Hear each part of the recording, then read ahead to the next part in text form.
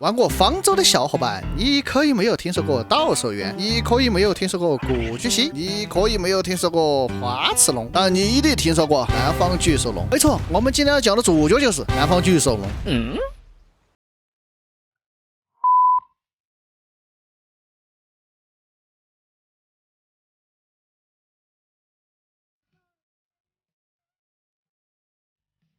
从去年的3月到现在，一定有人在视频下方评论说让我出一期南方巨兽龙。既然你们已经知道这个家伙了，那我觉得你们可能已经很了解南巨了，对吧？那么这期视频就到此结束，我们下期再见，拜拜。说起方舟的南方巨兽龙，在评论区经常出现两极分化的评论，有的小伙伴心中认定了南巨是最强的，而有的小伙伴就会觉得这孩子方舟玩多了。其实吧，在我看来，这些都是没必要的争论。南巨的体型在方舟里被放大了好几倍，你不得不承认他在方舟生存计划这款游戏中确实是最强的存在，因为这是一款 ARPG 游戏。而有的小伙伴追求现实，那你也应该按照方舟的背景故事来看的，因为这些都是已经灭绝的史前生物，方舟的所有生物都是由人类创造，没准是哪个临时工创造出来的南巨类。如果非得和游戏讲科学，这个人物库尔都没脱，还拿谁怎么讲呢？所以一切的争论都是无意义的。我只是一个玩家，南巨的刷新数量不多，整张孤岛的地图也就同时存在2-3只，每座山峰都是南巨的刷新点，算不算完全看脸？野生南巨有几个难点，它的基础伤害高，血量高，高生物还能造成流血的 buff， 正常的家养生物都扛不住几口。它的基础移速也非常快，不要轻易的尝试风筝这个家伙，老鹰贴到地面是飞不过南巨的。这空爪龙牛逼！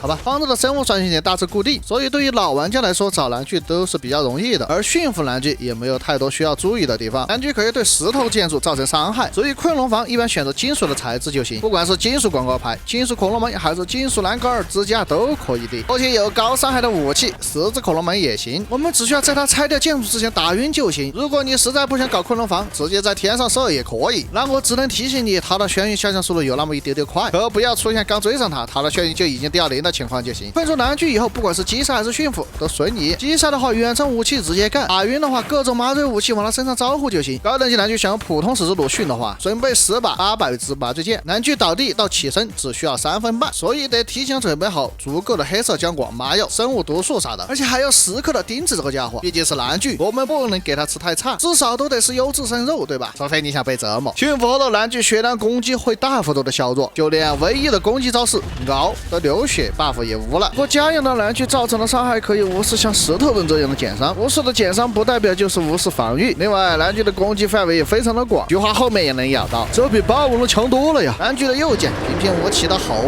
这太神。南巨只加攻击加点，加其他的点全属于浪费。南巨无法传送进任何的 BOSS 房间，即便是这样，也无法阻止玩家们驯服南巨。当然，培养南巨也不是一件容易的事情，孵蛋2天，成长2天，养崽子还极其的容易被饿死。一般培养南巨变异的玩家已经是获得了肝硬化的成就，谁也不想拥有一口3-4千伤害的南巨了。当然，南巨的作用也不仅于此，它还可以用来打肉。方舟的设定，伤害高，采集资源数量就多，从此南巨便是无情的打肉机器。好吧，其实南巨在 PVE 的作用真心不大，用的最多的一般就是在灭绝手空投，不过 PVP 里却是主力输出的存在。最后再说一下大家都不明白的机制，狂暴。骑上南巨可以看到右侧有一个类似三角龙的蓄力槽，蓄力槽满时会强制将玩家从龙身上甩下来，并且攻击周围的一切目标，包括自己家的宠物。我测试下来，大概是要在10秒内造成40%左右的连续伤害才能使南巨狂暴，所以在平常游戏中我们几乎无法遇到南巨狂暴。如果有东西让南巨狂暴了，那么南巨几乎是无法存活的。